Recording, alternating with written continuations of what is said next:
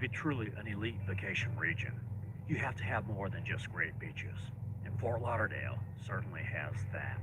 Today, we continue up the Gold Coast to one of the nation's most popular and diverse tourist destinations.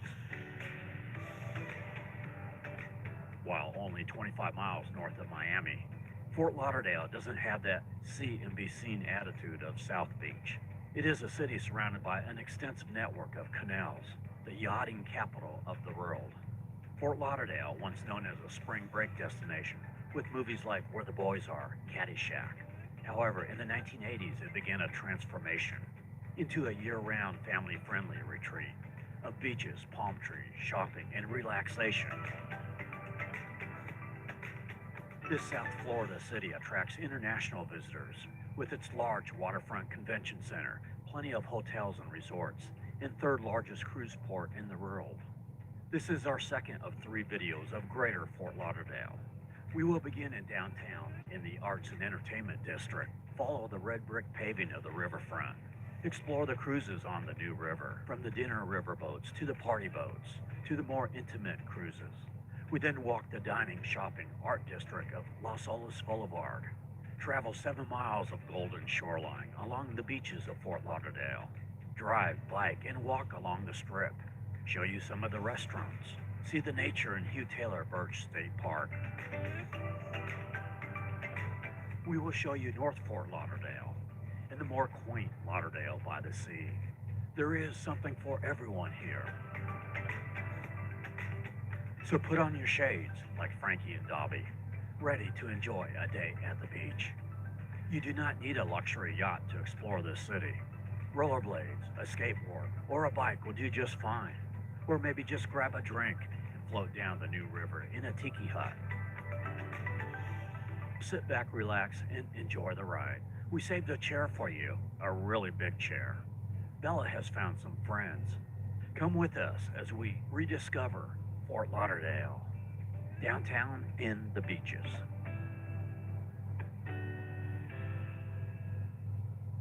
Walk.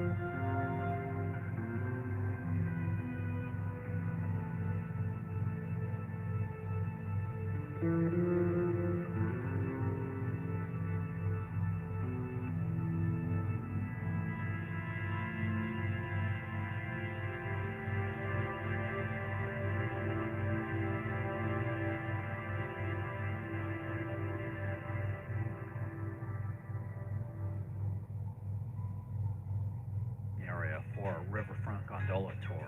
I had their triple crown here, tuna, salmon, whitefish, sushi, trying to teach Bella how to use chopsticks.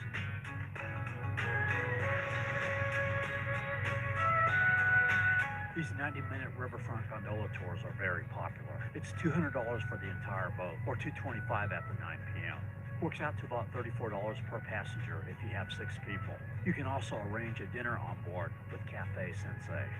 Across the street from Cafe Sensei, another Asian restaurant and martini bar, Asian Bay.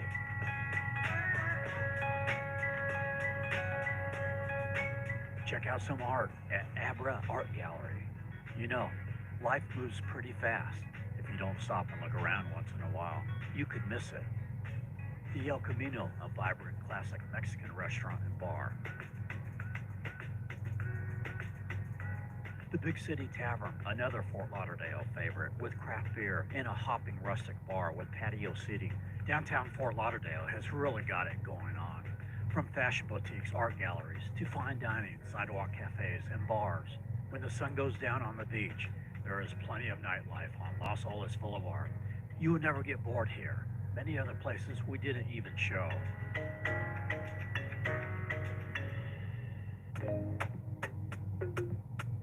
We take the 17th Street Bridge over the Stranahan River.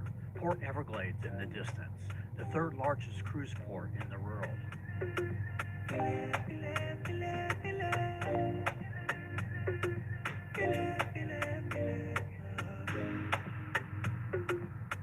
Fort Lauderdale Beach Park has a large parking lot, $4 per hour, but most of the time you can usually find parking here.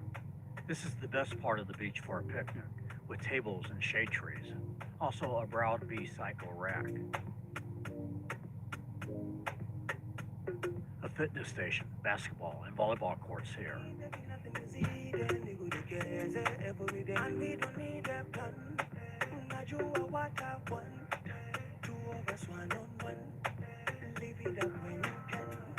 So let us have some fun. Oh God, you know we're fun. 2 of us one-on-one. Leave it up when you can. Across the street is Bahia Mar Marina, where much of the cruises and water sport fun is. There are 2 separate parts to the marina, one south of the Bahia Mar Resort and one north of it. If you are taking a cruise, it's good to know which one of these marinas your cruise is in. The south lot has very limited parking, so you may want to park at Fort Lauderdale Beach Park and walk across A1A. We will start showing you the cruises docked on the south part of the marina. Next to the Jungle Boat is Fort Lauderdale Water Sports, with parasailing, jet ski and boat rentals. And they also have the Island Girl Party Boat, $750 for a half day, for up to 50 people. The Spirit of Lauderdale, a 3-hour tour on a catamaran. It is $65 for adults, or children $30.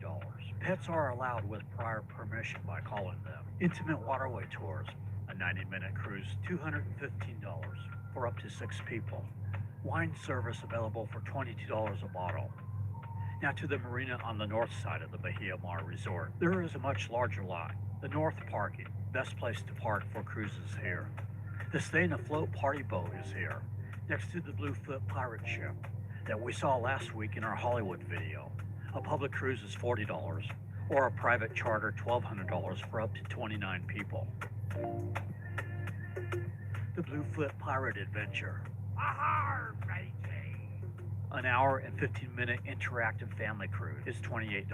Also, a 2-hour booze cruise for $40 is available as well. The Breezy Tiki Party Boat. Not docked here, you can catch 4 miles north on Highway 1. A 4-hour charter is $675 for up to 20 guests. Oh my, getting a little wild on that boat. So let us have some fun. Oh God, you know we're fun. 2 of us one-on-one. Leave it up when you can.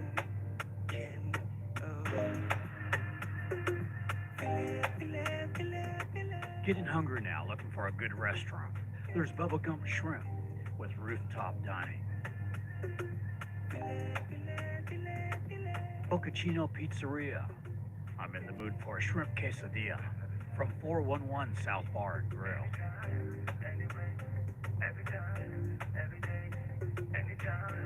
Bella's found some friends, Chara and Chet, visiting from Michigan. We now come to where Los Olas Boulevard ends at the beach. On the corner, the famous Elbow Room, a beach bar popular with spring breakers, featured in the film Where the Boys Are. At the time of this filming, Miami Beach had a curfew due to unruly spring breakers, with 1,000 arrests. I was concerned they would all come up north to Fort Lauderdale, But Fort Lauderdale only had 2 arrests, and the spring breakers were pretty well behaved. Los Olas Park, across the street from the Elbow Room, hosts events. You often find free concerts here. Continuing north, the Rock Bar, a multi-level nightclub with a beachfront patio.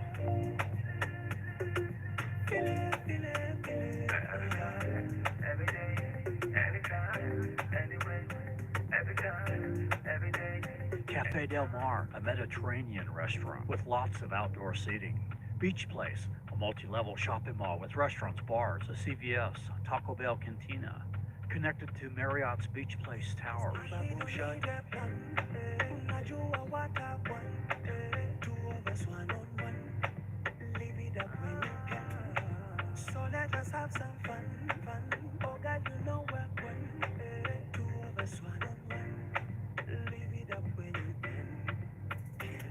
In this part of the beach, several 5-star resorts. The Ritz-Carlton, the luxury boutique W Fort Lauderdale.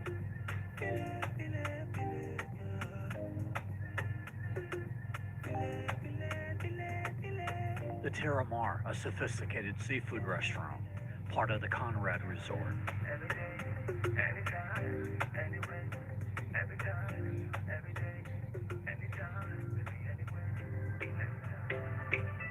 We approach Sunrise Boulevard, where the Galleria Mall is at, which we'll show you in a bit, but want to check out Hugh Taylor Birch State Park first.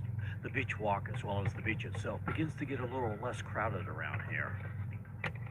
Along this part of North Fort Lauderdale Beach Boulevard, you can park along the street and be pretty close to the beach, so you don't have to walk very far. Of course, depending on the season and time of day, parking spaces can fill up quick.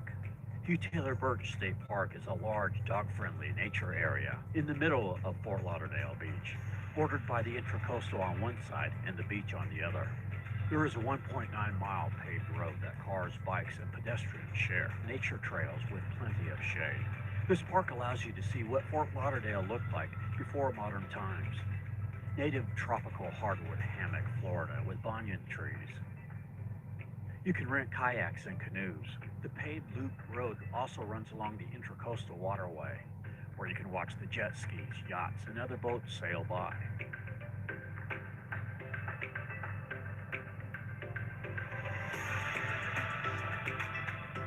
This is also a stop for the water taxi.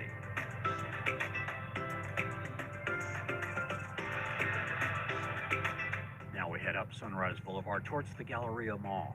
Near the bridge is the DoubleTree Galleria 1 Hotel with jet ski rentals. This resort has a lot of advantages.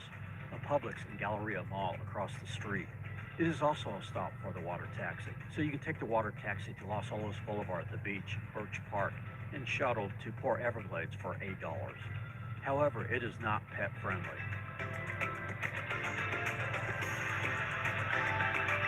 The Galleria Mall is great being close to the beach. Allows you to take an indoor break from the Florida heat or during an afternoon thunder shower and do some shopping. A body therapy shop to ease the aches and pains from a busy day at the beach, or get some comfortable cotton clothing at Cotton Natural. Time to head back to the beach on Sunrise Boulevard. Someone asked me about a 7-Eleven earlier. Well, there it is. Back on North Fort Lauderdale Beach Boulevard. The beach gets less crowded as you go into North Fort Lauderdale Beach. A look from the waterway side. The road starts to move slightly away from the shoreline here, replaced by beach resorts, beginning with the Pelican Beach Resort. So if you want a condo or resort that is literally on the beach, then you want to stay in North Fort Lauderdale Beach. North Fort Lauderdale Boulevard becomes North Ocean Boulevard at this point. A strip mall here with a laundromat, massage spa, a barber, grocery store for all your shopping needs, as well as several eateries.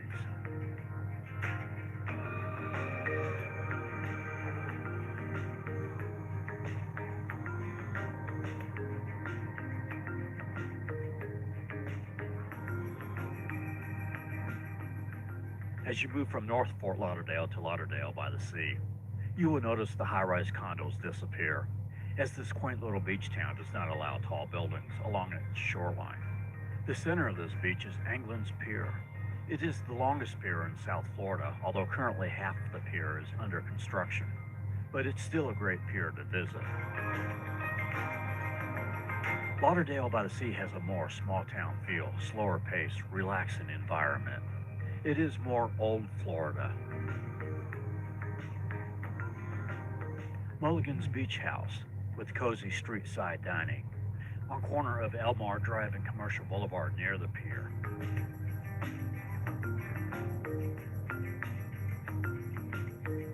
The beach pavilion surrounded by eateries, people just enjoying the outdoors. The Village Grill with American fare, plus sushi. England Square at the end of Commercial Boulevard is a local treasure. Excellent for a stroll, comfortable chairs. Meet Frankie and his friend Dobby, enjoying a day at the beach. Frankie and Dobby's owners have been living in this area for over 30 years. They moved down from Minnesota. They said they love it here, the weather, the wildlife, not having to deal with snow. It's paradise. At the base of the pier is Anglin's Beach Cafe, an easygoing restaurant with seafood meals and panoramic ocean views. Also next to the pavilion is Aruba Beach Cafe with Caribbean food, tropical drinks, live music. We're gonna get coffee at Gelato Go. They have great reviews, good coffee and pastry, ice cream, it's great service. North of Lauderdale by the Sea is Pompano Beach, which we will cover in another video.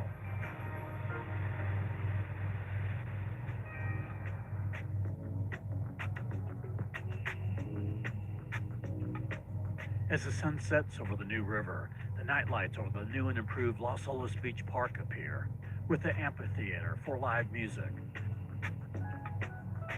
The park also now extends on the intracoastal side, where the slided parking garage is at.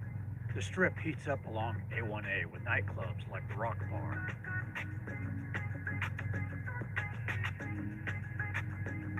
As the city continues to evolve, you have to admit, Fort Lauderdale is doing something right. It now appeals to a wide variety of travelers, with much of the entertainment and fun being centrally located, not spread out like Miami. You can travel to most of the places of interest via a scenic ride on a water taxi, with Los Olas Boulevard, the Riverwalk, and the beaches. It is no wonder why Fort Lauderdale has become one of the world's top tourist destinations. Visit Lauderdale is a great source of things to see in Greater Fort Lauderdale. We thought their paper brochure, Fort Lauderdale Visitor's Guide and Map, was really good. See sunny.org. We are Tampa Aerial Media. We film travel promos across the USA. For licensing or stock footage, contact us at info@tampaaerialmedia.com.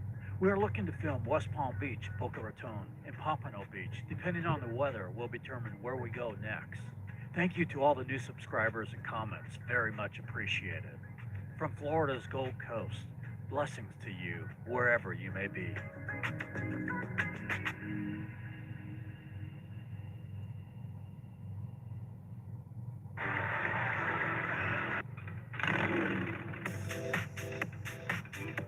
Looking for some happy days? How about a getaway to a festive city on the shores of Lake Michigan? Rocky scenery, can't beat it. A scenic river walk, boat tours, breweries, vintage architecture, nightlife, and museums. Love the city of Milwaukee, baby. Let's go!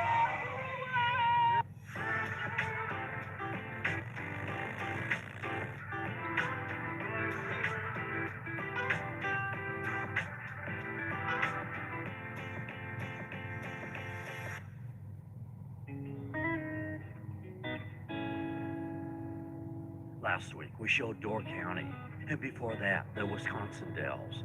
In this, the third video of our 4-video series of Wisconsin, we take you to its largest city, from East Town to West Town to the historic 3rd Ward. Milwaukee's downtown sits at the confluence of 3 rivers as well as Lake Michigan, which helps to make this one of the most popular cities in the U.S. for festivals and conventions. Here comes some fellow cheeseheads. Hey, brother. In this video, we'll show the variety of ways to explore the waterways in downtown as we take you on a boat tour along its scenic Riverwalk under its many bridges. and show all the other options for water sport fun, including a donut boat, pedal drinking boats, and kayaks. On the lakefront, we'll take you inside of the iconic Milwaukee Art Museum. Explore the huge Veterans Park on the shores of Lake Michigan. Bike on the Oak Leaf Trail. Show the options for rentals, from bikes to a pedal swan boat. We'll take you to several eateries, including 2 really good food halls, the Milwaukee Public Market and the 3rd Street Market Hall. We'll show the Deer District, where the Fiserv Forum is located at, home of the 2021 World Champs Milwaukee Bucks. And for those explorers of the open road, we'll take you to Milwaukee's 2nd most popular attraction, the Harley-Davidson Museum. Oh, did I mention beer? Got a little libation, already drinking already. We'll show a couple of breweries, take you inside of American Family Field, where the Brewers play.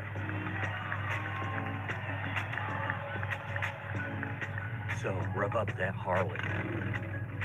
Come with us. I think by the end of this video, you just might see why people are saying, We love Milwaukee!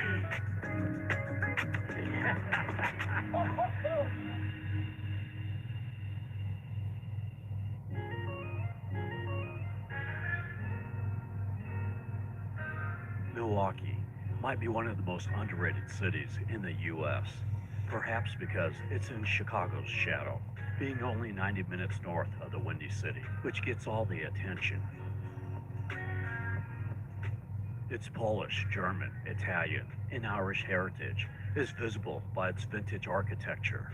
Some call Milwaukee a city of steeples, many of which are listed on the National Register of Historic Places. There's an app, GPS My City, where you can take a self-guided walking tour of these churches. There's the Milwaukee City Hall. When built, was the 3rd tallest structure in the U.S., only behind the Washington Monument and Philadelphia City Hall. Was featured in the opening of Laverne and Shirley, a sitcom which ran from '76 to '83. At the time, along with Happy Days, brought a lot of exposure to the city. The tallest building in the city, U.S. Bank Center at 601 feet. And behind that, Northwestern Mutual Tower. The 3rd tallest structure, 100 East Wisconsin, formerly Pabst skyscraper, with old German architecture. Downtown sits on what is the Milwaukee River Basin. It includes the Menominee, the Kinnickinnick, and the Milwaukee Rivers. There's also 3 sections of downtown. There's Easttown, which is everything from Lake Michigan to the Milwaukee River, north of I-794. Easttown is considered a cultural hub with the Art Museum, Children's Museum, Discovery World, and the Marcus Center for Performing Arts. And there's Westtown, which is everything from the Milwaukee River to I-43. This includes the Fiserv Forum, the 3rd Street Entertainment District, and where most of the breweries are at. There's the historic 3rd Ward, which is south of Easttown, to the Daniel Horn Memorial Bridge, which has some of the best areas for art, dining, and nightlife. Opened in 2018, called The Hop, because you just hop on and hop off without needing a ticket. All right, let's show you around Milwaukee.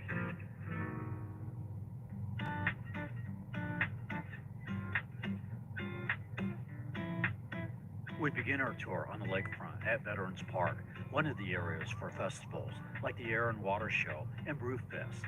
Both usually happens in July.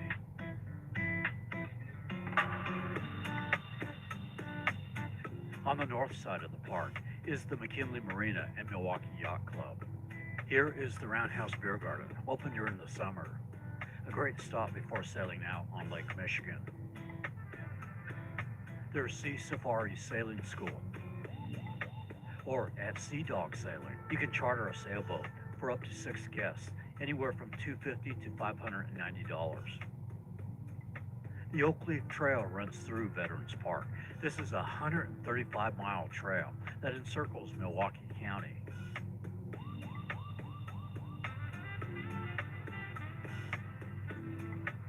From May to early October, you can rent a Surrey bike here at Wheel Fun Rentals. from $27 to $55. And they also have pedal swan boats for $30 an hour. You pedal out in a 14-acre lagoon with great views of the downtown skyline. With the good winds off of Lake Michigan, Veterans Park is an ideal place for flying kites. There is gift of wings here where you can buy a kite. They also have food and ice cream.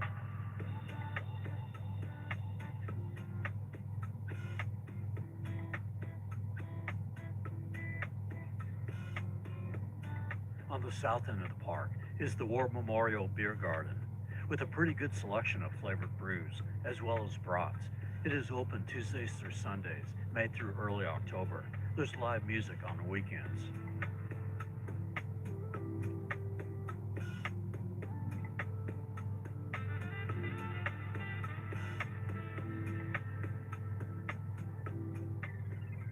We now come to Milwaukee's most iconic structure, the Museum of Art.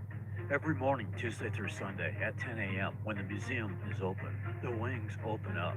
It takes about 3.5 minutes to complete. They flap again at noon and close at 5 p.m., Thursdays at 8 p.m. The best place to watch is from the pedestrian bridge that leads to the museum. This amazing structure by renowned architect Santiago Calatrava, who has designed creative structures around the world, including the Polytechnic University that we showed in our Lakeland Winter Haven, Florida video. You can walk inside the atrium for free. The actual museum is $22 for adults and $17 for children 12 and under. With over 30,000 pieces, plenty for the connoisseur of fine art. Not yet. That museum's coming in a bit. There is a cafe accessible from the lakefront at the base of the museum. Next to the museum is Henry Meyer Festival Park, where most of summer festivals are at, and the Betty Brin Children's Museum, which has a pizza factory cafe inside. On the lake is Harbor House, a seafood restaurant overlooking the lake, and next to that is Pier, Wisconsin, with a walkable jetty overlooking Discovery World, which has a science museum as well as the Ryman Aquarium. It is $22 for adults and $18 for children 3 to 17.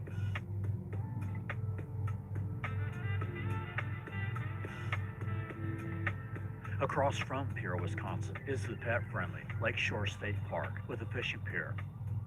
And the American Family Insurance Amphitheater, where headlining artists perform at Summerfest. And a little ways out into Lake Michigan is the Milwaukee Breakwater Light. The best way to see this is on a boat cruise that you can take from the Riverwalk area.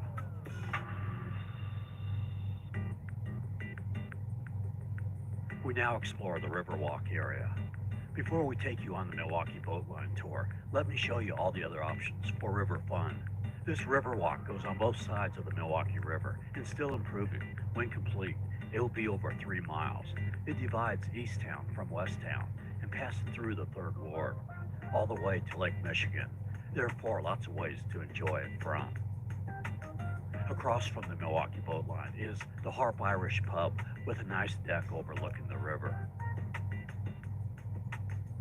At the pub is Pedal Tavern that makes stops at 3 or 4 bars while getting a little cardio and sightseeing along the way. Public tours are $35 to $45, or you can charter a tour between $329 and $469 for up to 16 people. There's Pere Marquette Park, a nice scenic park along the riverfront, a quarter mile from the Fiserv Forum. It is here you'll find Riverwalk boat rentals, or you can charter a 22-passenger boat with a captain anywhere from $430 to $540 for 2 hours, or rent a pontoon from $245 to $280 for 4 hours, includes up to 10 people. There's the Milwaukee Duffy boats that uses an electric engine, which makes them more quiet, so you hear more of the sounds of the water. In colder weather, they can be zippered up to keep you more comfortable. They are anywhere from $125 to $249 per hour. It takes about 90 minutes to do the full Riverwalk loop, so you probably want at least 2 hours. Boat MKE offers these unique donut boats. The circular pattern facilitates great conversations with your friends and family. They are $400 for 90 minutes. There's Milwaukee Kayak Tours, also at the Harp Irish Pub, a couple of blocks from the Fiserv Forum. $65 for a 2-hour tour, or $44 for a 4-hour rental. And there's Clearwater Outdoor Rental, located at the Milwaukee Public Market in the 3rd Ward. A 2-hour rental is $45 for a kayak or paddleboard, or $65 for a tandem kayak. There are 2 yacht-style cruises you can take. We rode with the dog-friendly Milwaukee Boat Line aboard the double-decker Vista King. This is a 90-minute narrated tour, giving a perspective of Milwaukee's history. It is $29 for adults, $15 for children 4 through 12. There's snacks, soft drinks, beer, and cocktails available on board. I just love it. Catching some of these sun rays, you know, peace and love. That's all it is, you know, and a little libation. I already drank it already. Nice and relaxing. Shows all the beautiful architecture of the city. Lake Michigan, the beautiful Wisconsin sky, the Milwaukee scenery. Can't beat it. You cruise down the Milwaukee River, out to the Kinnickinnick River, under the Daniel Horn Bridge, and out to Lake Michigan, passing by the Milwaukee Pierhead Light, as well as the Breakwater Light. And also view the skyline from the lake. How does traffic in Milwaukee compare to traffic in Atlanta? Oh, this is no No comparison. This is not. We passed by the Sail Loft, a waterfront seafood restaurant in the historic 3rd Ward overlooking the river.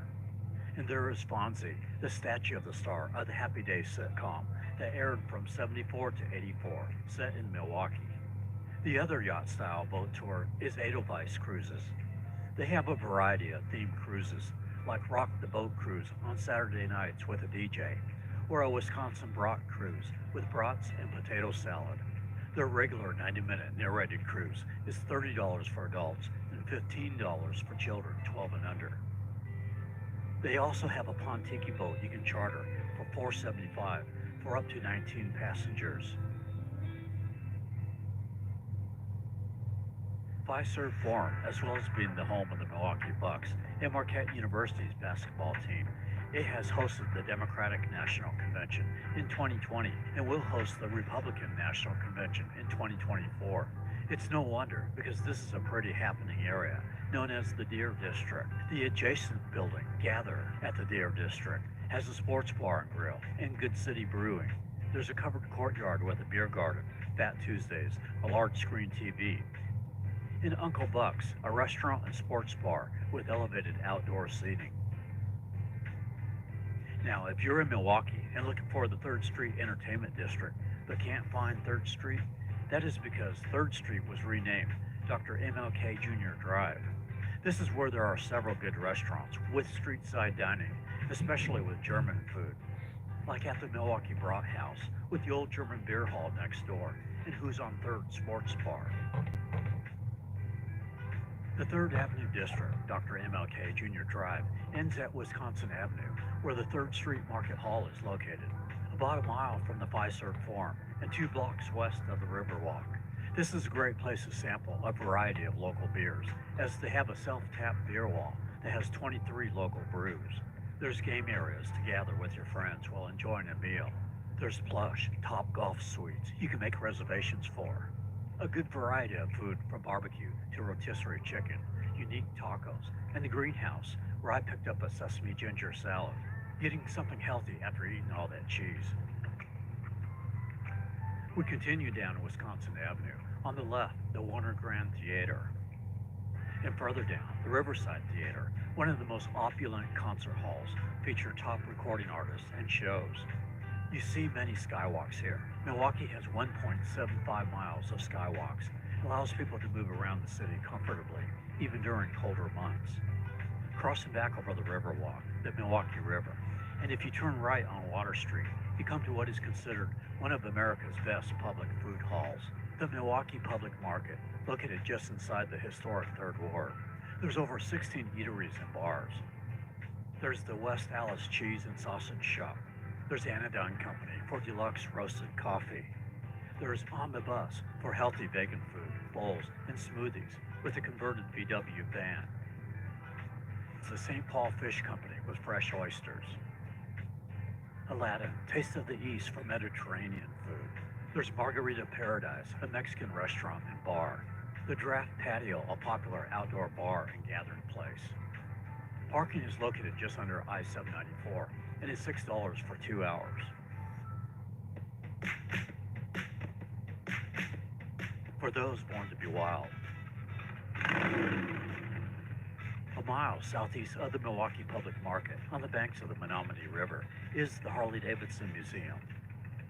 This is a huge complex. Along with the museum, there's a restaurant, a retail store, and park-like outdoor spaces. Those with Harleys can park right up front. On Saturdays, if you have a motorcycle license, you can demo some of the latest Harleys. The two-floor museum takes you back over 100 years of evolution of America's most popular motorcycles. With interactive exhibits, you see over 450 bikes and artifacts dating back to the oldest known Harley. Seems like they have examples of just about every year. See how it played a role in American history. Learn stories of the making and development of these machines, including seeing how they were used with the post office and the military during the war. Fascinating. Maybe I should get one, but then Bella would have to wear a helmet. The museum is $22 for adults and $8 for children 5 to 17. You can dine indoors or outdoors at the Motor Bar and Restaurant, which had a pretty good turkey burger with cranberry.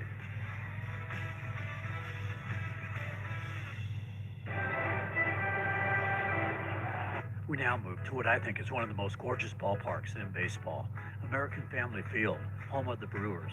It is a retractable roof stadium, which opened in 2001, replacing the former Milwaukee County Stadium. It's only a 10-minute drive from downtown, right off of I-94. The large panes of glass allow the grass to grow, augmented with heat lamp structures during the off-season.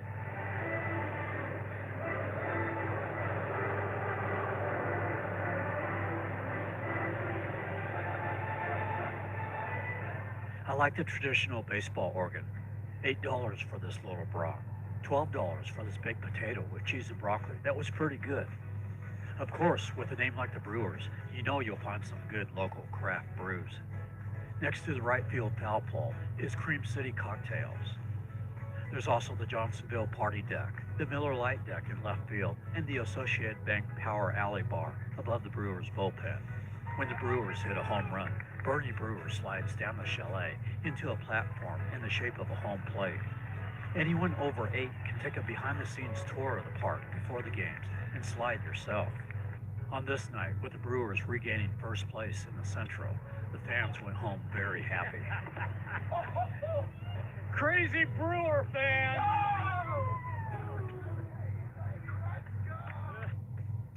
Another must-do in Milwaukee is to take a brewery tour. You have several to choose from. There's the Miller Brewery that is not far from American Family Field. This tour is $10 plus taxes and fees. It includes a guided walking tour of some of the underground caves of the past, as well as the modern operations of today's brewing process. It involves 6 blocks of walking and some stairs. Many of the brewery tours are in the downtown area, between the Fiserv Forum and I-43, in what is called the Brewery District. There's the Central Waters Tap Room, located in a vintage church building, and they also have a covered outside beer garden.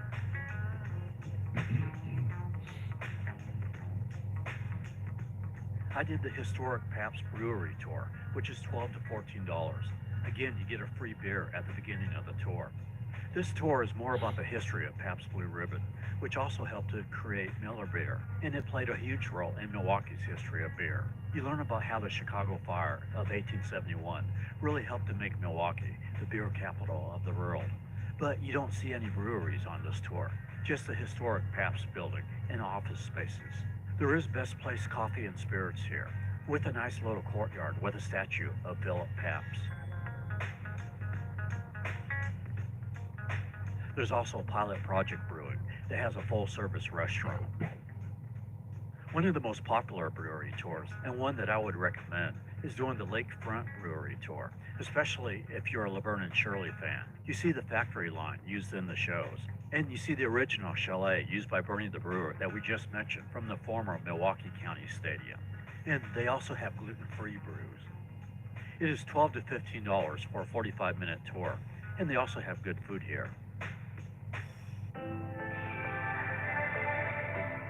Coming near the end of our video, also want to show you the domes at Mitchell Park. It is $9 for adults, $6 for children 3 through 12. 5 times a year, these domes transform with unique floral shows, and there's the annual train show and the popular holiday show. Mitchell Park is a nice little park with walking trails, a large pond, a playground, and a mini Packers football field. And our last place of interest is Marquette University. While this, the Church of the Jesu, a Milwaukee landmark, is not affiliated with the university, it does minister to the downtown campus. It was created by Irish immigrants 129 years ago. Marquette is a private Jesuit research university. Its campus has some amazing vintage buildings, has over 11,000 students, offers programs in liberal arts, business, communication, engineering, law, and health sciences. Its sports teams are known as the Golden Eagles and play in the Big East Conference. Milwaukee is a nice getaway. Compared to other big cities, things are reasonably priced and really makes a nice summer getaway or a nice stop on your way to Door County. There is a whole lot more to Milwaukee than I covered here, so I'd love to hear your experiences in the Brew City. We are Tampa Aerial Media. We film travel promos across the USA. For stock footage of this video, or if you'd like to hire us to film your city, region, or resort, contact us at info@tampaaerialmedia.com. Also wanted to mention, been using the Canon R7 mirrorless camera. Really impressed with its image stabilization, and it's small enough to get into professional sporting events without getting hassled. I put a link below. Using these links helps me to pay for these videos. So we covered the Wisconsin Dells, Door County, in Milwaukee. Next, we show you the rest of Wisconsin, including Madison and Green Bay, and 25 smaller towns across the state.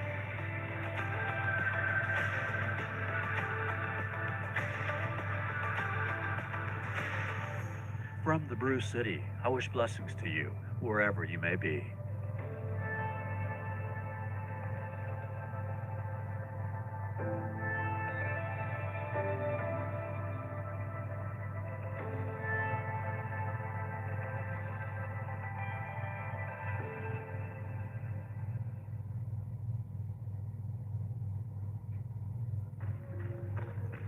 Located in the Piedmont region.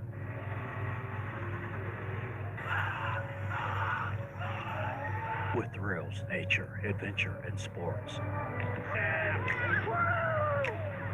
Vibrant energy. Where downtown is uptown. Great food. This is Panther Country. Join us as we explore the Queen City. And this is Charlotte.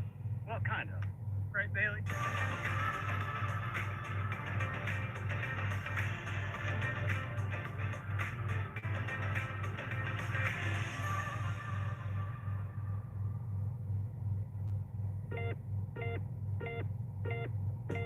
One of the things that has caused Charlotte to grow as both a vacation destination and a place to move to is the variety of things to do.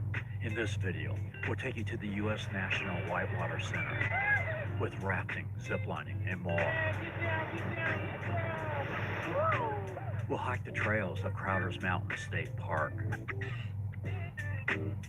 bike the Sugar Creek Greenway, and explore Freedom Park. Give you a tour of one of the more highly rated theme parks in the U.S., Carowinds. We'll show you around Uptown, living it up in the city. Take you inside of Truist Field for a Charlotte Knights baseball game. Explore the historic 4th Ward, and we'll show you some of the creative eateries, food markets around Charlotte, as well as taking you to its popular food festival, A Taste of Charlotte. Go inside some of the museums, including the Museum of Illusions, the Mint Museum, and taking a pit stop at the NASCAR Hall of Fame. Then we'll take you for a ride at the Charlotte Motor Speedway. It's not just uptown that makes Charlotte so popular, but the unique neighborhoods around it, with show Waxhaw and King Creek Park, the artsy district of Noda, Baxter Village, Valentine, and Mooresville, where we take you up to North Carolina's largest lake, Lake Norman. Give you tips on lodging. So whether you are moving to Charlotte or coming to visit, I think this video will give you some good info. Welcome to Charlotte! It's time to show you the Queen City.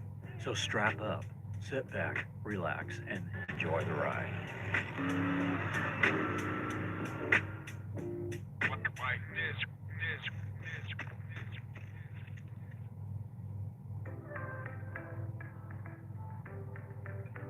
Charlotte sits on what is called the Piedmont. That's the middle region of North Carolina, between the Atlantic coast and the Blue Ridge Mountains. It's only an hour to the mountains that we'll show in a bit, and a little over 3 hours to Myrtle Beach. It is 10 miles north of the South Carolina-North Carolina border. The border actually runs right through Carowinds Theme Park, which we'll come back to and give you a pretty detailed tour of. Also, at the border on I-85, if coming from Atlanta, it's a pretty good information center, not only for Charlotte, but also all of North Carolina. All right, let's start off with some coffee and talk a little about Charlotte. Amelie's French Bakery is great. Thanks for coming in, Amelie. Hey! This is the uptown location, but they also have one in Noda. Excellent lattes and espresso, and a wide assortment of pastries with some gluten-free options. An impressive indoor area with the chandeliers. I'm choosing to eat outdoors on this beautiful morning. Some quick facts about the Queen City, and then we'll go and have some fun. It is named after Queen Charlotte of Mecklenburg-Strelitz. That's a province in northern Germany. She was the wife of King George III. For many, Charlotte is just right. With its mild climate, it's a four-season city. Floridians like it because there's a change of seasons. And while the summers can get a little hot and humid, temperatures rarely go above 90. Those from the north like it because the winters are mild. Rarely do temperatures go below 30 degrees. The downtown is referred to as Uptown because it actually sits at a slightly higher elevation than the rest of the city. But that's not the only thing that is up. It is ranked as a top 10 city for doing business, with North Carolina being the #1 state last 2 years in a row. Currently, Charlotte is the third fastest growing city in the U.S., only behind San Antonio and Fort Worth, Texas. It is the 15th most populated city in the country. The metro area has 2.9 million residents, which also includes a little of South Carolina, with communities like Baxter Village, we'll show later. Even with all that growth, there is still more than 40 miles of greenbelt land with open spaces and paths for biking and walking, as we'll see in this video. As a result of the growth, traffic has greatly increased, and you'll find construction all over the place, but it's nothing like Atlanta. To help ease the traffic, Charlotte does have a clean light rail system. The Lynx Blue Line covers 19 miles with 26 stations and 10 park and ride locations, which are free to park. It runs every 15 minutes during peak hours and 20 minutes off-peak. And there's the Gold Line streetcar, which currently runs 4 miles long with 17 stops. The Lynx is $220 per trip or $660 for a day pass. All right, now you know a little about the city. Let's head out to a couple of the surrounding recreational areas. Then we'll come back and show you around the streets of Uptown.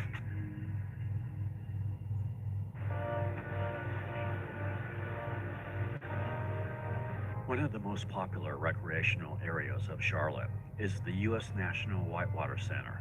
This is both a training facility for outdoor sports and a recreation center for the general public to paddle, zip, climb, bike, and more.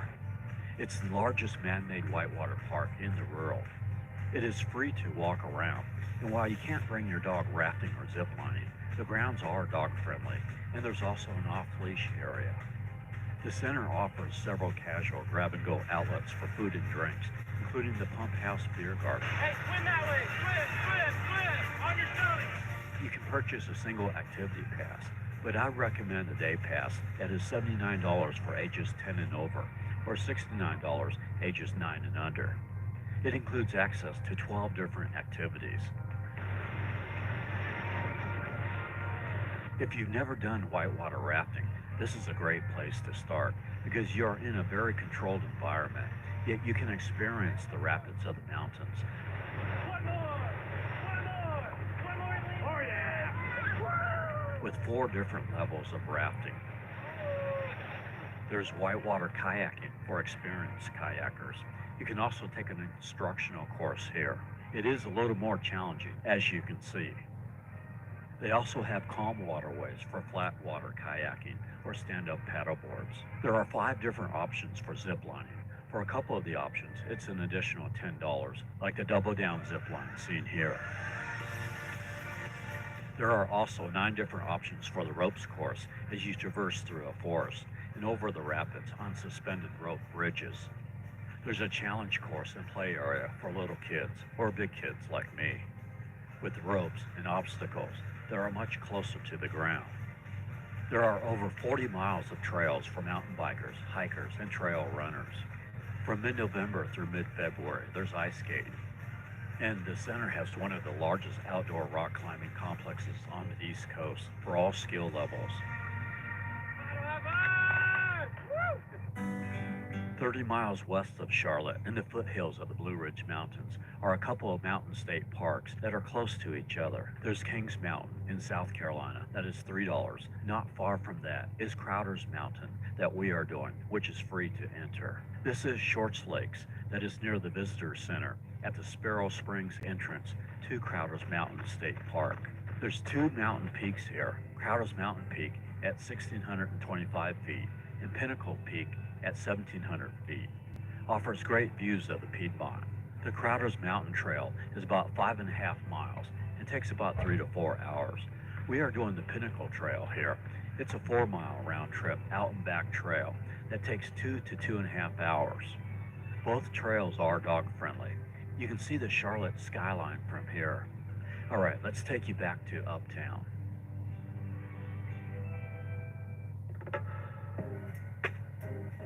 We begin our tour of Uptown in this little modern park called The Green. There's a parking garage underneath where parking is $18 for 2 hours, or you can do metered parking on the streets. It's $1.50 per hour, free after 6 p.m. Here there's a fountain for kids to play in. Across the street is the Mint Museum, one of the most highly reviewed museums in Charlotte. It's $15 for adults, $6 for children 5 to 17. Or you can do a Charlotte Attractions Pass to save money. A 1-day pass is $46 for adults, $35 for children. For 2 days pass is about $10 more. It includes 6 attractions, including this museum, and others we'll show you, as well as the Carolina Raptor Center, where you see birds of prey, located 25 minutes north of Uptown, and also the Daniel Stowe Gardens, about 45 minutes west of Uptown. The other museums are within walking distance. The Bettler Museum of Modern Art is across the street from the Mint Museum. This is the view from the Bettler Museum. Next to the Bettler Museum is the Knights Theater to catch the Carolina Symphony or a Broadway show. And a block away from the Mint Museum is the Museum of Illusions, also included with this pass. This is a really neat place to take selfies, as there are optical illusions for some real creative pictures. There's staff throughout the museum to explain the illusion you are looking at, or Speedway. But for now, let's show you a little more around Uptown. A block away from the Mint Museum on Tryon Street is a scenic courtyard with water fountains and statues. You can take an hour tour on this vintage golf cart for $49. Uptown is separated into 4 different wards, with the center at Independence Square on the corner of Trade and Tryon Street. Here you'll find the Four Corners monuments representing the pillars of Charlotte's growth. There's the Commerce statue, a gold digger. Gold was discovered here in the 1830s. The Industry statue, a textile factory worker. And the Transportation statue, a depiction of an African American with a hammer. Those 3 statues are looking at the 4th statue, representing the future, a woman holding a baby. 4/10 of a mile away is First Ward Park, a modern urban park with fitness stations, a large water fountain, and a large splash pad area to cool off on a hot day.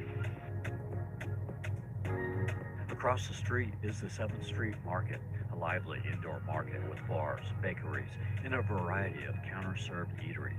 Try Sweet Crunch waffles for unique, tasty Belgian waffles. Because of Charlotte's mild climate, you'll find many festivals here. One of the biggest is A Taste of Charlotte. Usually happens in early June. It's a 3-day festival where you can sample food and drinks from many of the area's restaurants and bars.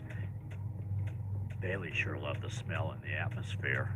There's live music and entertainers like One Life Wonder performing here, or Blazing Keys Entertainment, who do dueling pianos.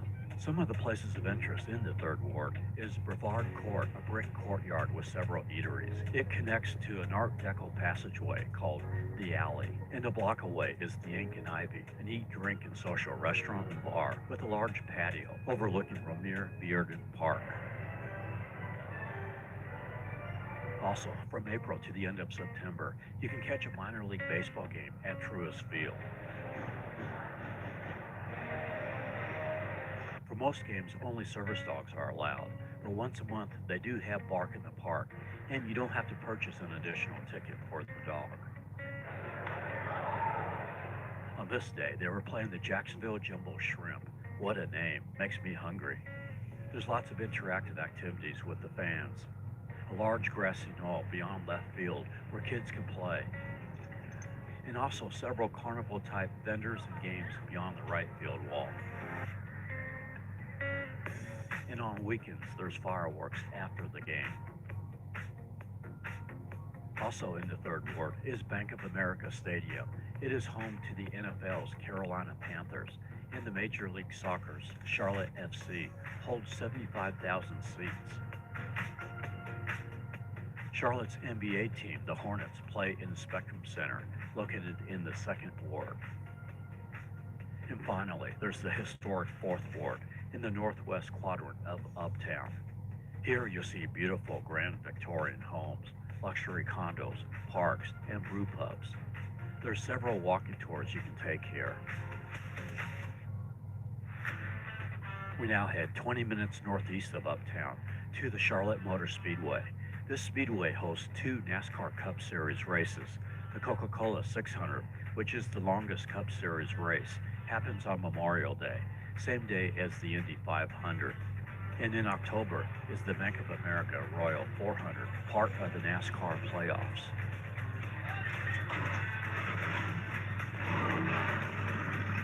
For you adrenaline junkies, this is one of the tracks where you can do the NASCAR experience.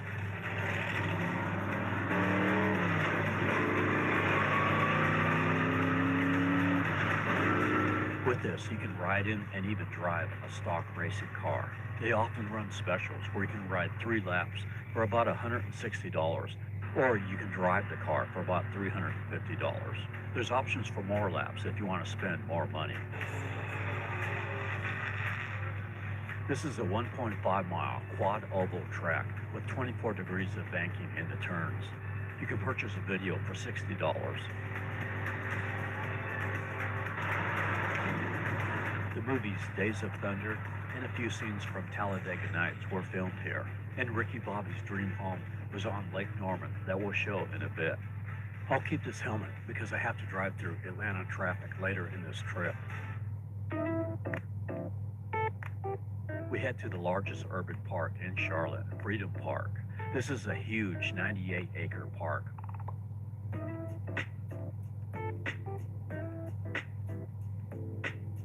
With paved trails, tennis, volleyball, and basketball courts. A large lake with bridges, water fountain. And it is dog-friendly. As well as a regular large playground, it also has a Play 60 kids zone. These are very modern outdoor spaces built by the NFL to encourage children to stay physically active for 60 minutes, featuring obstacles and fitness zones. And there's outdoor movies in the park pavilion here in the spring, summer, and fall, from Wednesdays to Saturdays. Most are free. The movie Shallow Hal was filmed here. Also, the Little Sugar Creek Greenway Trail runs through here. This is a 19.5-mile asphalt trail that runs through Charlotte and down to the Catawba River in South Carolina. Okay, let's head back to the North Carolina-South Carolina border to Carowinds Theme Park. Have fun at Carowinds. Carowinds is half in Charlotte and half in Fort Mill, South Carolina, with the border running straight through the park. Only service dogs are allowed here. Comparing this park with Dollywood that we just showed in our Pigeon Forge video, which I'd encourage you to check out if you haven't seen it. Carowinds is about $45 cheaper with a one-day ticket if you book online, $60 for adults, $55 for those under 48 inches. That's including taxes and fees. And a two-day pass is $92, which is cheaper than a one-day pass at Dollywood. Also, keep in mind that here, the Carolina Harbor Water Park is part of the theme park, so no extra fee for the water park, whereas at Dollywood, it's a whole separate park. So, as parents, you could be chilling in the lazy river while the kids are riding the coasters. Dollywood does have a lot more shows, live entertainment, and the train, but Carowinds has more roller coasters, including the Ferry 325, ranked as the number 10 coaster in the world. It's the tallest, fastest, and at 1.25 miles is the longest non-launch steel coaster in North America, with an 81-degree drop, reaching speeds of 95 miles per hour, goes under a pedestrian bridge, through a high-speed bank curve. And Carowinds has Camp Snoopy, with many rides for younger children as well. I think more so than Dollywood does. By the way, we are doing the current #1 theme park, Silver Dollar City, in our Branson video next month. Let me show you the layout of the park as we ride the Carolina Sky Tower. You can see the Charlotte skyline from here. That's the Ferry 325 over there. The red coaster is Vortex, and behind that, Slingshot, and further out, the Ricochet coaster. In the distance is the water park. In lower left is the Nighthawk coaster. Vortex was the South's first stand-up coaster. Goes up a 90-foot hill, then soars into a large vertical loop, followed by an oblique loop, then down to a carousel maneuver. The Nighthawk climbs up a 150-foot hill while riders lay on their backs, then flips over, rotating riders so they are facing the ground, and dives head first towards the water. There's 8 inversions, reaching speeds of 51 miles per hour. The Thunder Striker is the tallest, fastest, and longest hypercoaster in the Southeast, with speeds of 80 miles per hour, 232 feet high, and almost 4 minutes long. There's the Kitty Hawk, an intermediate coaster, not too fast and not too slow. It's inverted, where your feet dangle in the open air. There's the Ricochet, a wild mouse-type coaster with wacky turns. The Hurler, a classic wooden coaster. And the Drop Zone. Another advantage to Carowinds is they have a Panda Express. Now, it is about double the cost of a normal Panda Express, but at least I can get some reasonably healthy food inside the park. Carowinds does have an all-day dining for $32, which includes one entree and one side, or $44, which includes a snack and a drink as well. There's the Carowinds Theater, where currently Brad Ross, an illusionist, performs. He has a whole cast of performers who put on a high-energy, entertaining show. For some of the routines, he has this fellow vintage magician doing routines with him. They both do the cutting the girl in half simultaneously, and amazingly put the bottom half of one girl with the top half of the other girl. There's just a variety of routines that will make you wonder, how did they do that? Also in the Mill District is one of the best grab-and-go eateries, the Soul Food Meat Company. It is near the 25th Street Lynx Blue Line station. This is a Korean fusion barbecue. North Carolina is known for good barbecue, especially pork, and you can get it here. They have a good website for ordering online and picking up. There's a big menu of pulled pork, tacos, ribs, wings, sliders, and adult beverages. There's a nice courtyard and splash pad area for kids, as well as a fenced-in dog area. I'm having the pork ribs with a salad. We got soy and sesame oil. Nice and soft. Bailey gives her endorsement as well. Just a couple miles north of Uptown, to a new revitalized district, which opened in 2017. This was a former missile plant, CAMP, an acronym for Charlotte Area Missile Plant. And before that, this was a Ford Motor Factory, now transformed into a hub for some of the city's most creative businesses. In the center open-air courtyard, there's a halal where you can get Middle Eastern street food. There's a stylish coffee bar, Hex Coffee Kitchen, and natural wines. The Wentworth and Fenn Bakery with a nice little garden area with Adirondack chairs. You can get some good vegan food at Soul Miner's Garden. Also a free-range brewery. And the Blue Barn with local farm-to-table burgers. I'm having a barbecue chicken quesadilla with free-range chicken tossed in a house-made barbecue sauce, melted cheese, and toasted tomato tortilla.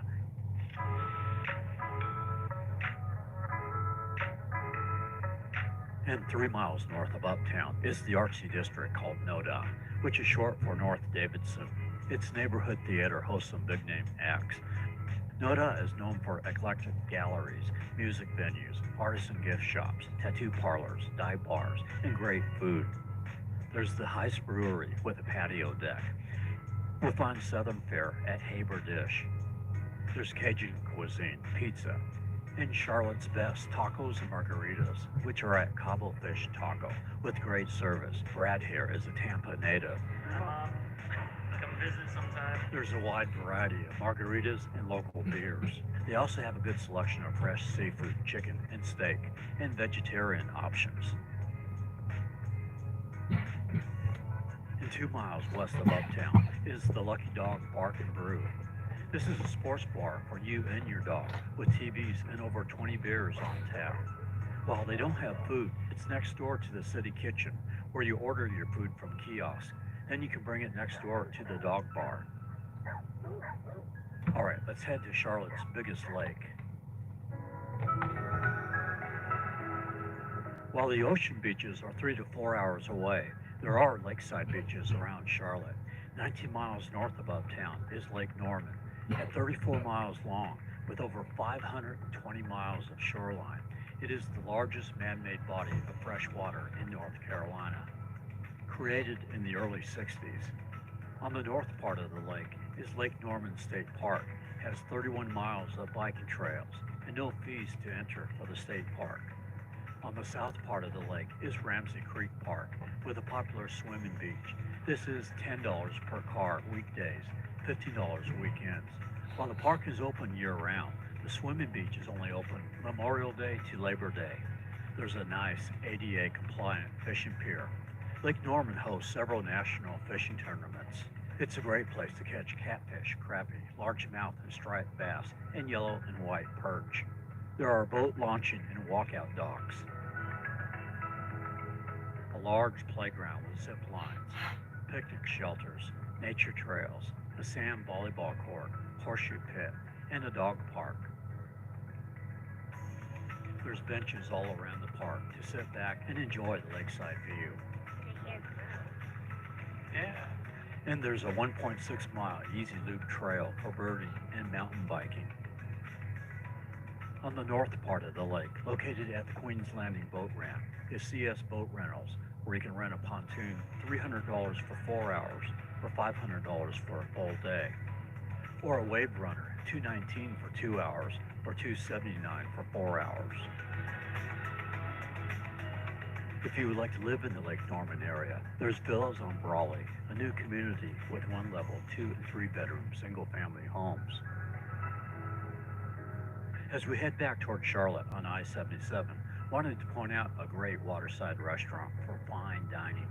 The North Harbor Club, a regatta-themed restaurant with a waterfront patio and 9 boat slips for guests. Pains. I hear the same complaints, traffic, housing prices going up, etc. But there are so many positives. As more revenue flows into a city, it brings more businesses, more options of recreation, better restaurants and eateries. And when you compare Charlotte and the region as a whole with other metro areas, I think Charlotte has got a lot to appreciate. Let me know your thoughts about the Queen City in the comments below. Any questions you may have or the things you've experienced here. We are Tampa Aerial Media. We film travel promos across the USA for stock footage, or if you'd like to hire us to film your city, region, or resort, contact us at info@tampaaerialmedia.com.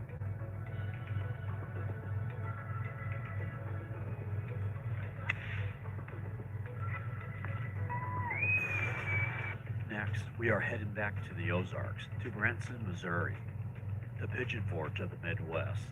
It's going to be a huge video. So make sure you bring plenty of water. Climbing is good for you because it works the heart. It's relatively easy on your joints. These last two videos have been huge undertakings, so I'd like to thank all of the new subscribers and also all of you for your support, your tips, and your comments. It is very much appreciated, and at times helps me to overcome some of the challenges.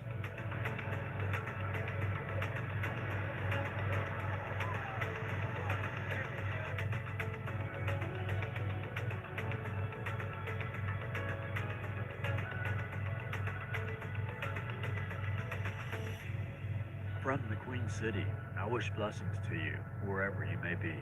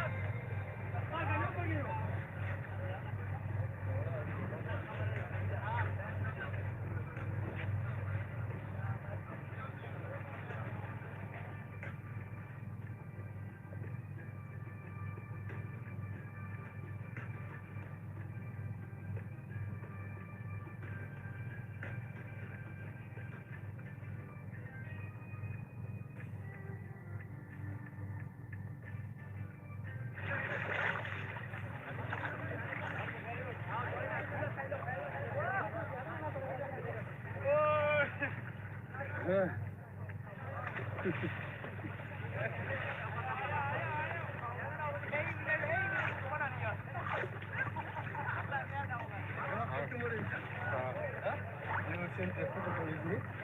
video, I will send. Okay.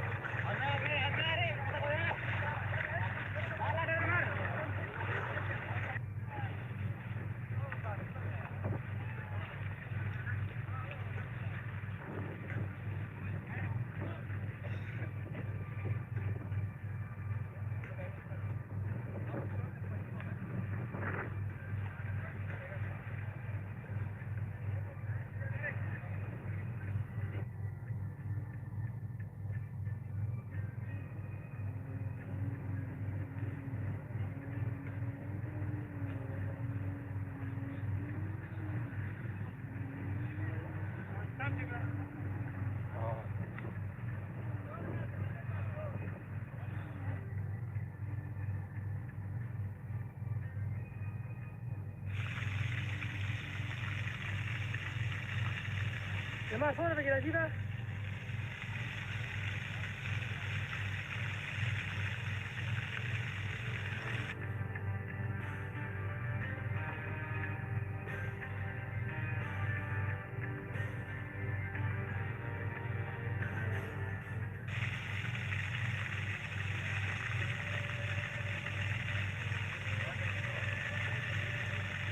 Ay, no.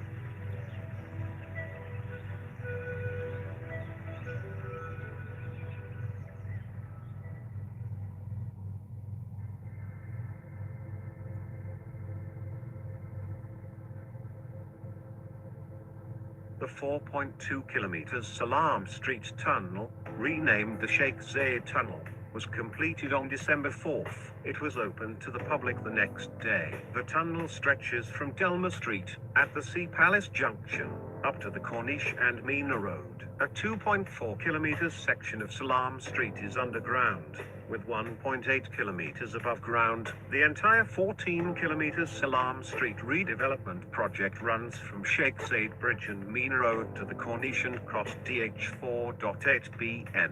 Vehicles can travel from Sheikh Zayed Bridge to Mina Port and the Corniche without encountering traffic signals. The DH3 billion Sheikh Zayed Tunnel finally opened to traffic, easing traffic jams in the capital. The project started in 2007 and the 4.2 kilometer tunnel stretches from Delma Street, at the Sea Palace Junction, to the Corniche and Mina Road.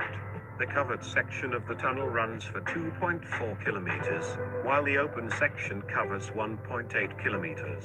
Originally known as the Salam Street Tunnel, it was renamed after the country's founding president. Now motorists can drive from the Sheikh Zayed Bridge to the Mina area within 20 minutes at a maximum speed of 80 kph. Abdullah Al-Shamsi, Executive Director of Infrastructure and Municipal Assets Sector at the Abu Dhabi Municipality, said, "It was a very big project and we're proud that we've completed it." The entire 14 kilometers Salam project is the most advanced tunnel system in the Middle East.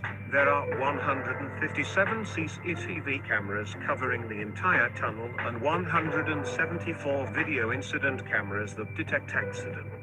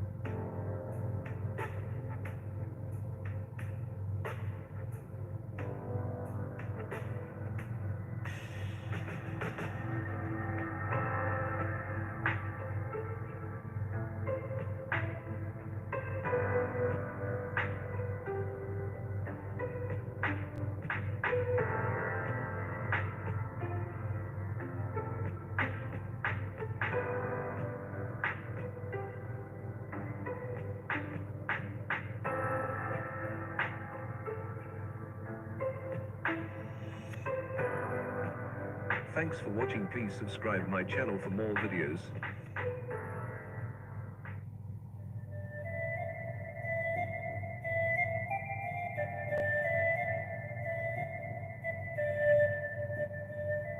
The Corniche, or Corniche Road, is located in the city of Abu Dhabi, the capital of the United Arab Emirates. 1. The Corniche is 8 kilometers long, and includes children's play areas, separate cycle and pedestrian pathways, restaurants, cafes and the Corniche beach. It forms a sweeping curve on the western side of the main Abu Dhabi island and is replete with cycle paths, fountains and park areas. Between 2002 and 2004, land was reclaimed from the sea and the Corniche was extended.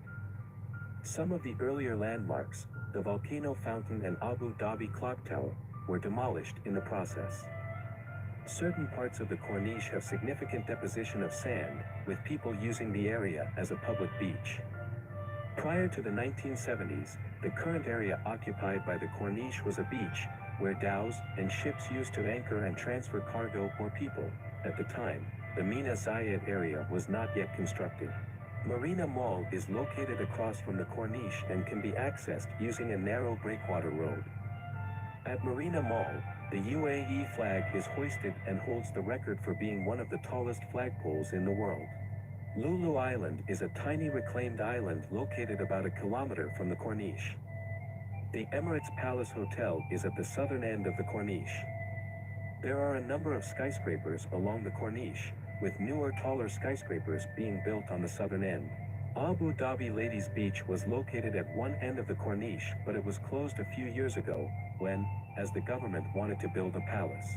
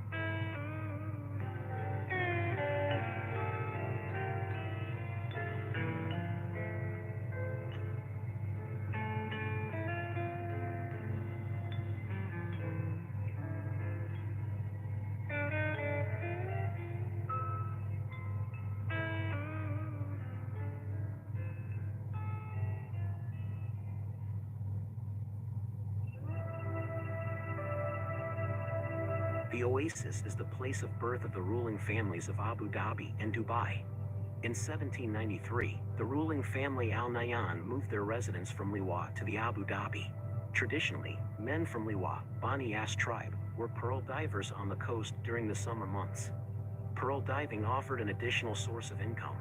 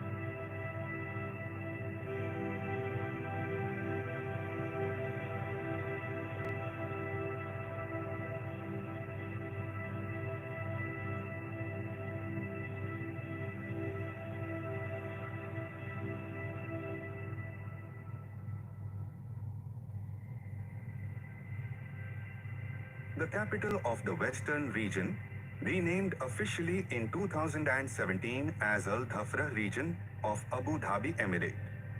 For the planned area within Abu Dhabi city, see Zayed city.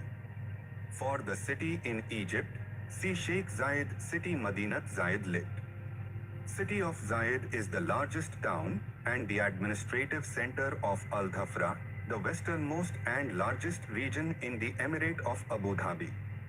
The township was established in 1968 by Sheikh Zayed bin Sultan Al Nahyan, the late ruler of Abu Dhabi and President of the United Arab Emirates. In 2005 census, the city had 29,095 inhabitants. Madinat Zayed is situated 180 kilometers southwest of the capital city of Abu Dhabi and 50 kilometers from the coast. The principal road is E45, which connects the town with the E11 in the north and the Liwa Oasis in the south. Another main road leads to Ghaiti. Located in Abu Dhabi, at the westernmost tip of the region, Madinat Zayed is the major and most prominent administrative district in Al Gharbia. However, it is also well known for a festival that consists of a beauty pageant for camels called Al Dhafra Festival. It also features several quirky and entertaining events such as a traditional market, races and several social amenity activities.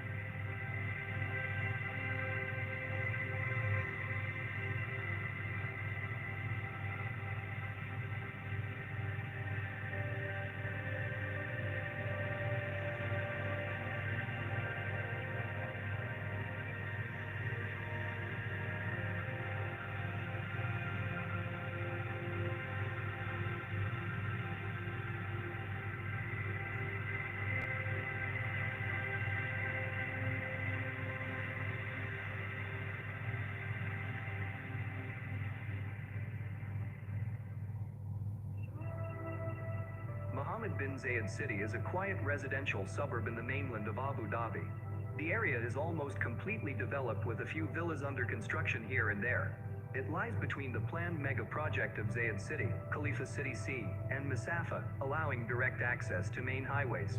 Moreover, the development is divided into 34 clusters named as Zone 1, 2, 3 and so on.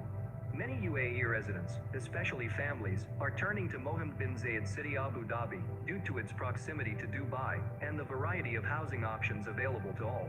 Over the years, Mohammed bin Zayed City has grown into one of the most family-friendly areas in Abu Dhabi. Besides a range of basic facilities, the price range for properties on offer is considerably low. Starting as low as Eid 45k, Mohammed bin Zayed City has become a popular choice for offering affordable villas on rent, as per Bayat's 2020 Abu Dhabi market report. Mohammed bin Zayed City is named in honor of His Highness Sheikh Mohammed bin Zayed Al Nahyan, the President of the UAE. This 45 square kilometers, mixed-use development is expected to evolve into a city within Abu Dhabi, where residents find all lifestyle amenities, recreational spaces, and an array of residential towers and villas. This area guide of Mohammed bin Zayed City Abu Dhabi will explore why many people are looking to call this place home, especially for those commuting to and from Dubai. Currently, housing in Mohammed bin Zayed City Abu Dhabi is predominantly comprised of villas.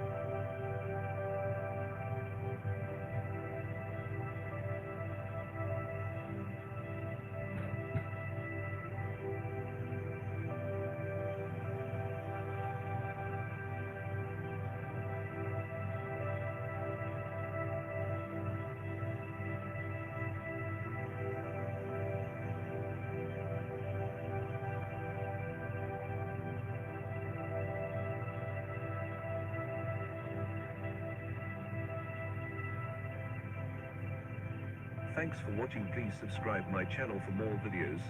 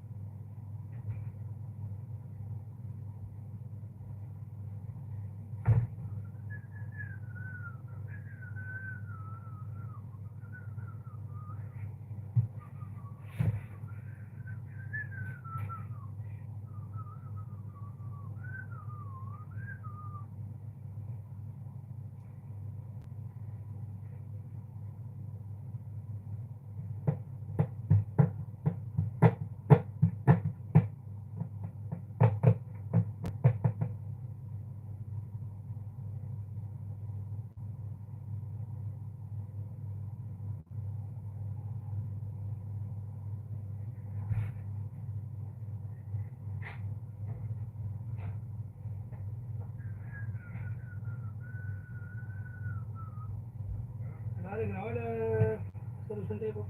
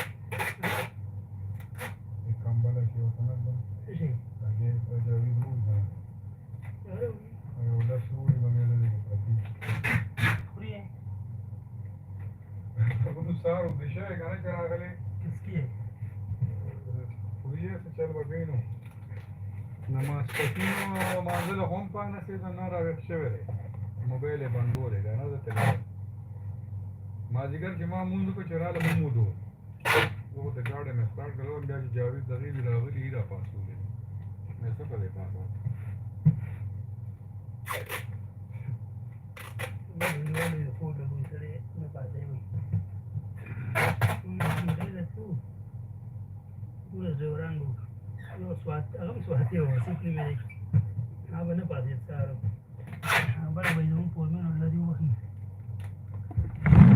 Agora, assim, bom. Tudo não aparece. Không nào người ta bây giờ cái gì đấy này nó xuống luôn. No me puedo hacer, cara. Eso te puedo hacer.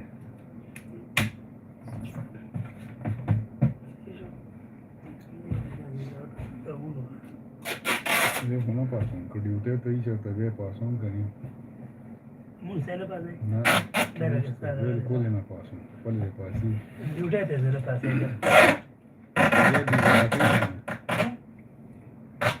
ये जैसे मंडा हुई थी जैसे ना होती बात नहीं यार ये तो ड्यूटी है पास है मुझसे ना पास है शक्ल पे ना पति गया ले पासों ड्यूटी पंद्रह से लस मंडा चपाती शी गया पासों जमाना दा मंडा डरा पोपई یو ورځ یې پته نه په لاره کې شوړې وکړه څه چې کړو چې نا وخت شي ورپسې ټلیفون وکړ جرما په ځان سره غستې و سارو داسې منډې والې و که نه مالا کسان وي داسې منډې والې وي ډنګري بهوله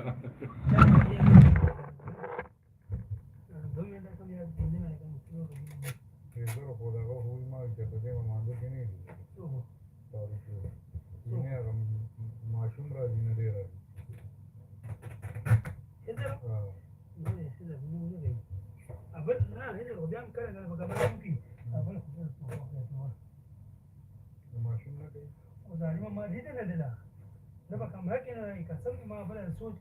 ما یو په ماښام مانځه کې لیدلی دا چې راغلی و په لومبۍ راغلی دوی بیا راغلی ما چې څوک ته خو د جومات کې مې نوی کس ولیده مې دا لا څوک هغه دی و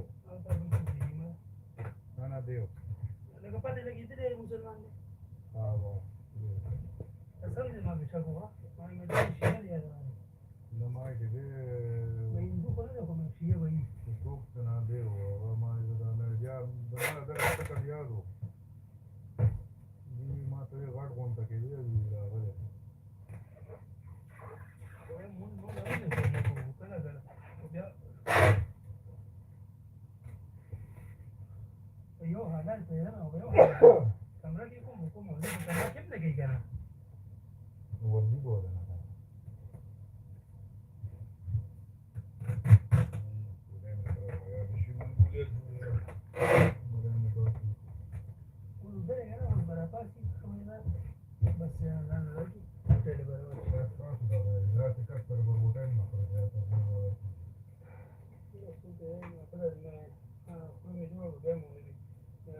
Thank